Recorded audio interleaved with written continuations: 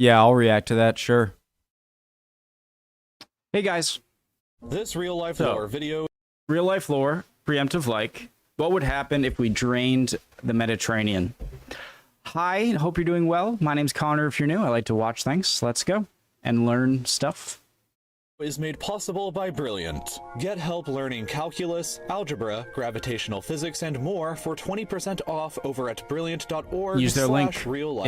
interested, guys. So this is the Mediterranean Sea, which is surrounded by 21 different countries. But what would happen to these 21 countries and the rest of the world if we somehow managed to drain all of the water out of it? It's not as far-fetched of an idea as you may think it is at first. You just cut off Gibraltar, but then you'd have to cut off Gibraltar and what's this? The Strait of the Dardanelles? Or no, Hormuz is the Persian Gulf one.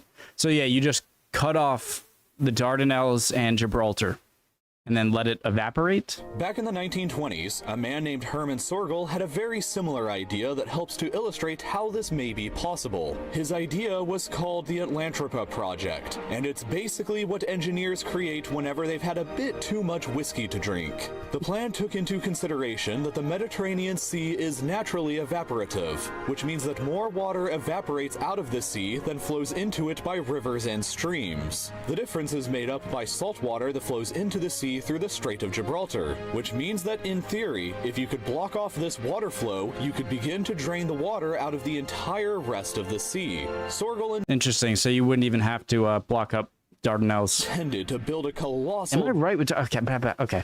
Water out of the entire rest of the sea. Sorgel intended to build a colossal dam here for that exact purpose, along with another dam here between Sicily and Tunisia to divide the Mediterranean into two separate halves, and a third dam here to block off the water from the Black Sea from getting through. The plan involved lowering the water levels by 100 meters on the western side of the Mediterranean and by 200 meters on the eastern side. This would have drained about 1/5 of the entire Mediterranean Sea, which means that it would have created about 576,000 square kilometers of new land, an area roughly the size of Spain and Ireland combined. The continents of Europe and Africa would be directly connected, and this new continent was intended to be called Atlantropa. The new land around the Mediterranean was intended to be colonized by new European settlers. The combined dams could probably have provided enough clean hydroelectric power for all of Europe, and the project would have employed hundreds of thousands of people for the 100 years that it was planned the project would last for.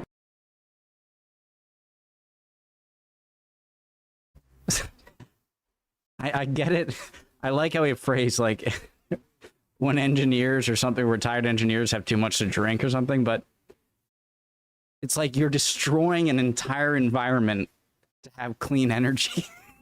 Sorry, okay. So, why wasn't it ever built? Well, for starters, the Mediterranean Sea is salty, which means that all that freshly exposed land would be salt flats and useless for any agriculture. It was also calculated by some architects that there wasn't enough concrete in the entire world to build the dam at Gibraltar anyway, let alone the other two dams that were part of the project. It would have also required an enormous amount of international cooperation, and the 21 Mediterranean coast countries that I mentioned previously all would have coastal cities that would be very upset that they were no longer on the coast. Even if it was somehow built, one well-placed nuclear bomb on the Gibraltar Dam would cause a biblical-style flood that would destroy the entire project instantly. And okay, do it.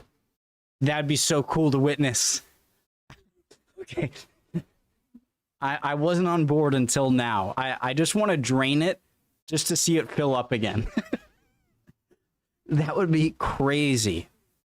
I mean, Gibraltar is insanely deep, right? The Strait of Gibraltar. It's not like it's right. So that'd be extremely difficult to even do that. But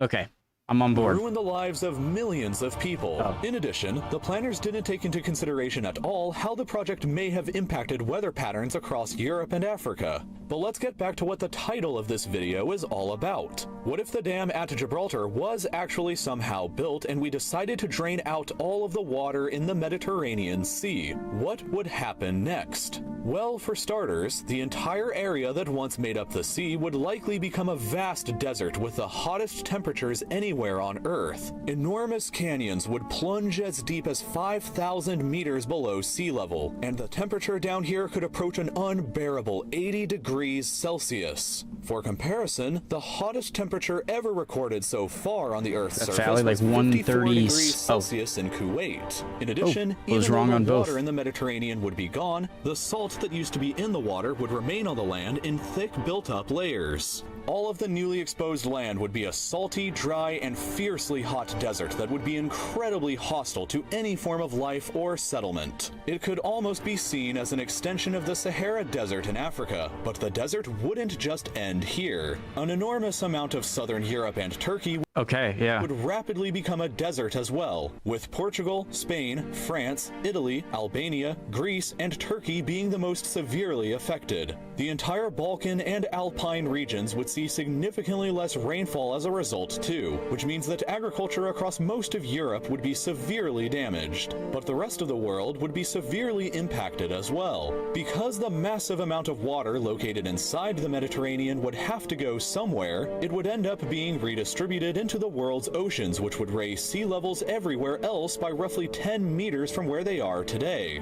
This would be catastrophic in an opposite way and lead to cities like New Orleans, Sacramento, Amsterdam, Copenhagen, and Shanghai going completely underwater. So does that mean that there would be an insane amount of rain after, because all of that water that evaporates over from the Mediterranean would then have to rain down other places? So it's not just like a iceberg or, you know, a glacier melting into the ocean. It would have to evaporate and then fall back down.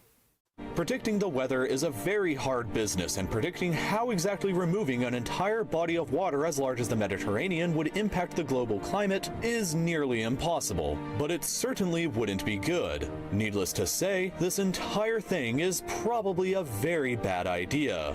Figuring out what would happen if we drained the Mediterranean Sea without actually doing it is complicated. There are many different possible scenarios, and I've made several simplifying assumptions in this video to arrive at the answer. If you've watched other videos of mine, then you know that I love figuring out all kinds of absurd scenarios, from what the economy of a reunited British Empire would look like today, to how much a supermassive black hole would weigh in units of Toyota Corollas. As much as I love explaining the absurd, I think that everyone should be able to do that. And the best way is to practice it yourself. Brilliant.org is the perfect website to do Use this the on. /real life It's a lore if you're problem-solving interested, website guys. that teaches you how Really to cool think video. like a scientist by guiding you through problems to solidify your understanding.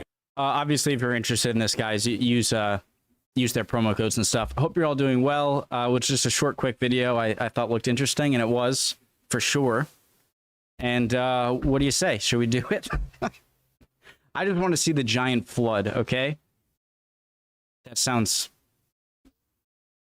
not... Okay. Love you guys. See you guys next time. Bye.